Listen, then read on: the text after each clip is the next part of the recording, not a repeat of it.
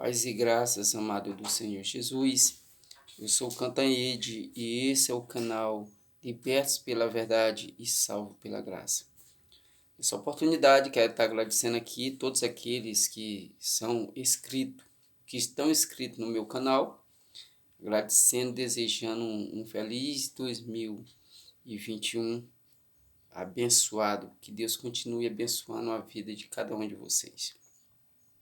Essa oportunidade, eu quero chamá-los para junto meditarmos na palavra de Deus, que se encontra em 2 Coríntios, capítulo de número 3 e versículo 1 em diante. Primeiro precisamos entender porque houve essa necessidade de Paulo escrever essa segunda carta, que teologicamente nós sabemos que foram 4 cartas escritas para a igreja de Corinto. Só 2 são registradas na Bíblia, tem 2 que se encontram perdidas. E essa segunda carta de Paulo, ele está na cidade de Éfeso.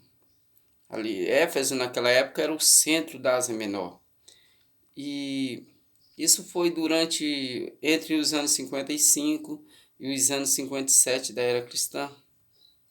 Paulo se encontrando em Éfeso, a igreja de Corinto, que era uma igreja grega, ela estava sobre um ataque teológico, ataque dos judeus, que ainda queriam que a igreja vivesse segundo os costumes judaicos, segundo a lei judaica, aquela lei que Cristo tinha excluído, porque o fim da lei é Cristo. Então Cristo tinha acabado com aquela lei. A igreja gentílica, que era a igreja de Corinto, porque era uma igreja grega, então era uma igreja gentílica, não precisava viver mais sob os rudimentos da lei. E a igreja sofreu um ataque dos próprios apóstolos, que se identificavam como apóstolos, para imprimir o sistema cultural judaico na igreja. Paulo, sabendo disso, ele escreve a segunda carta. Já era uma igreja mais experiente, não era uma igreja tão menina como da primeira carta. Paulo estava nesse período na sua 3ª viagem missionária e se encontrava na cidade de Éfeso. Então, venham para dentro da palavra. 2 Coríntios, capítulo 3, versículo 1 em diante. Diz Paulo: porventura começamos outra vez a louvar-nos a nós mesmos? Ou necessitamos, como alguns, de cartas de recomendação ou de recomendações de vós? Vós sois a nossa carta, escrita em nosso coração, conhecida e lida por todos os homens. Porque já é manifesto que vós sois a carta de Cristo, ministrada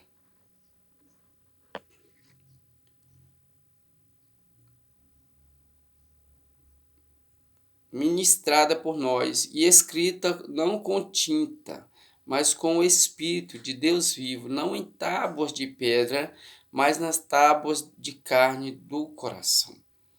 Por Cristo nós temos tal confiança em Deus, não que sejamos capazes por nós mesmos de pensar alguma coisa como de nós mesmos, mas a nossa capacidade vem de Deus, o qual nos fez também capazes de ser ministro do Novo Testamento, não da letra, mas do Espírito, porque a letra mata, mas o Espírito vivifica.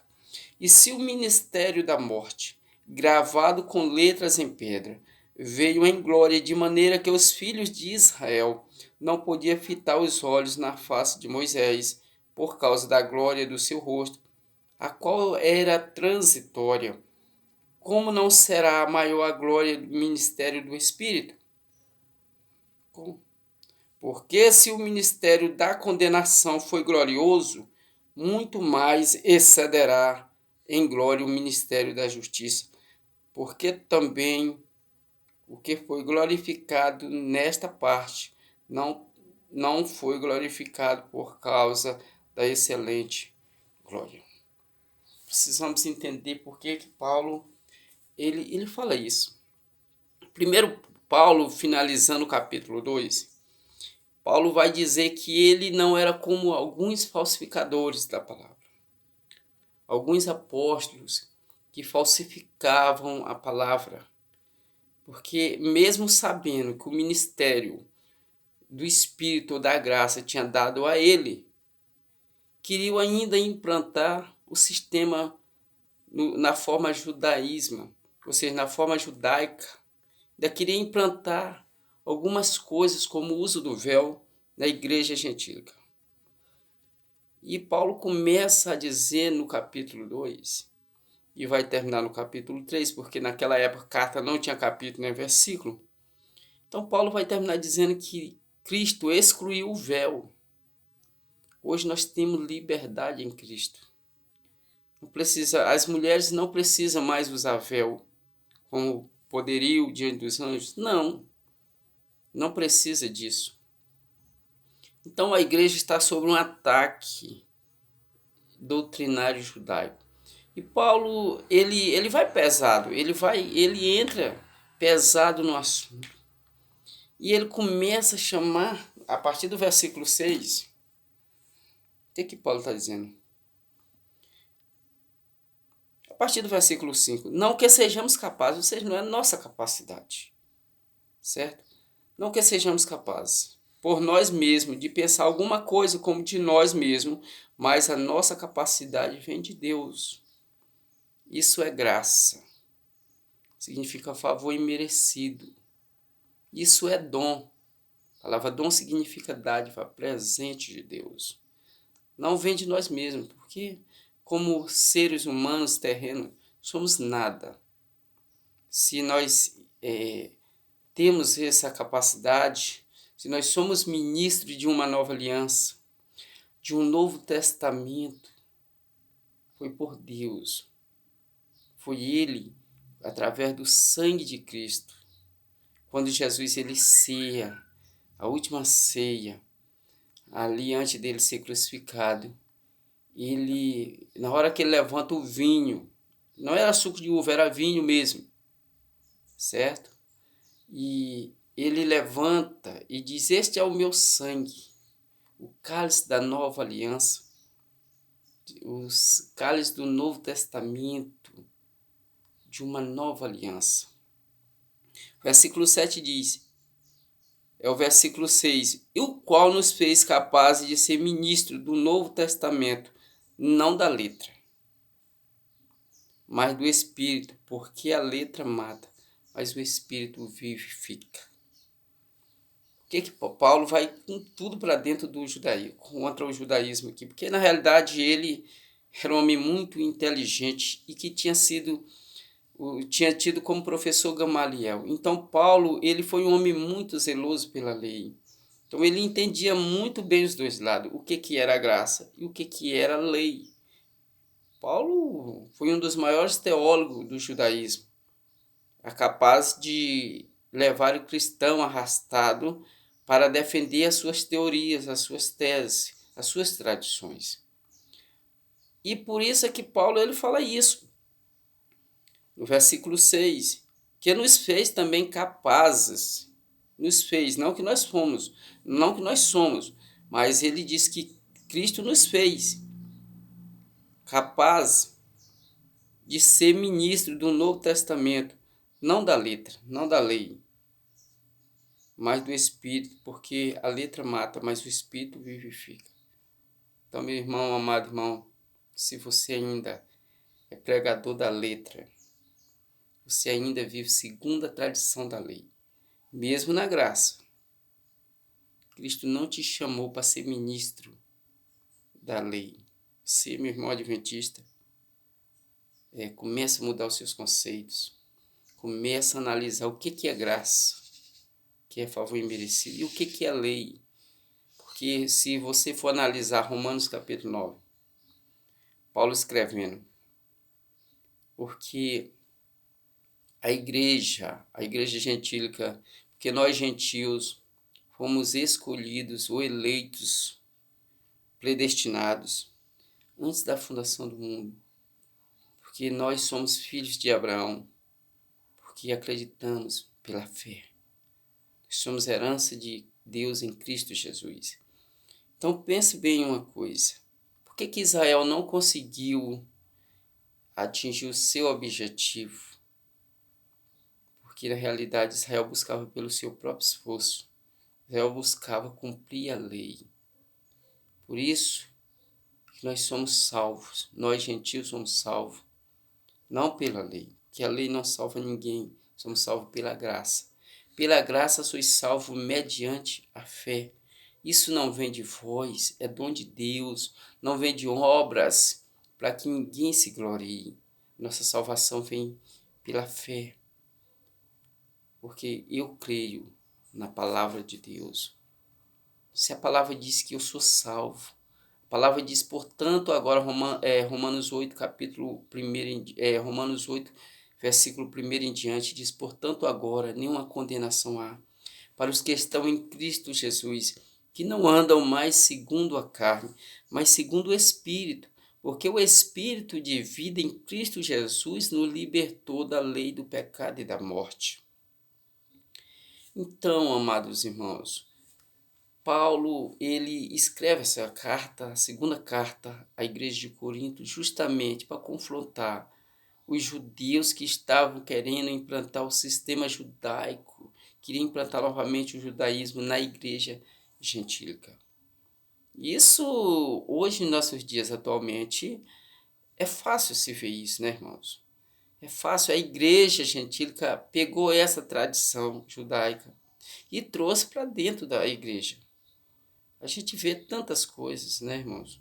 Tantas pessoas achando que são até judeus de natureza judaica. Observe. Versículo 7 diz o seguinte: seu ministério da morte, gravado com pedras, com letras em pedras, veio em glória, de maneira que os filhos de Israel não podiam fitar os olhos na face de Moisés, por causa da glória do seu rosto, que era transitória. Todos nós sabemos a história de quando Moisés ele desce do Monte Sinai com as 2 tábuas da lei, os 10 mandamentos. Sabemos que a face de Moisés, ela brilhava tanto que os filhos de Israel não conseguiam olhar olho no olho, não conseguiam fitar os olhos fixos no rosto de Moisés, porque o brilho era imenso, a glória era imensa. O ministério da morte. Por quê? Por que ministério da morte, irmão? Qual era a função da lei? Romanos capítulo 5 vai dizer que a lei veio para que o pecado abundasse. A função da lei era essa. Ministério cravado, letras gravadas em pedras, 2 tábuas de pedra. Já o ministério do Espírito é cravado a letra em nossos corações, no nosso intelecto. O ministério do Espírito é isso.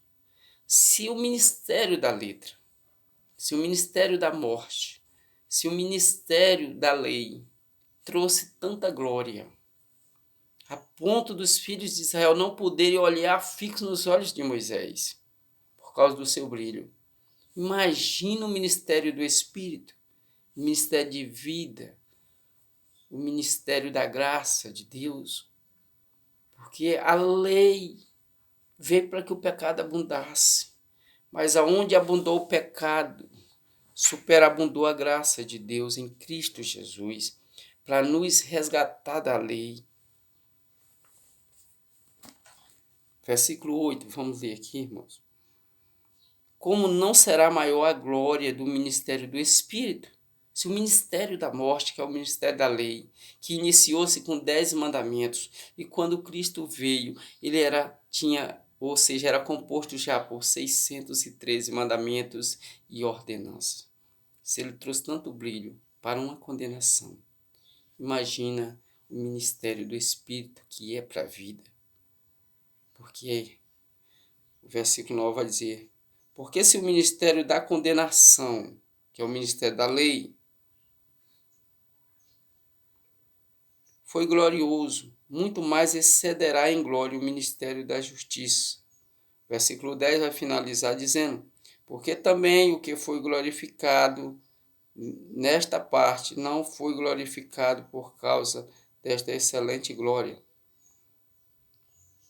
Porque se era transitório, foi para a glória, mas muito mais é a glória do que permanece. A lei passou, era transitório. Agora o que permanece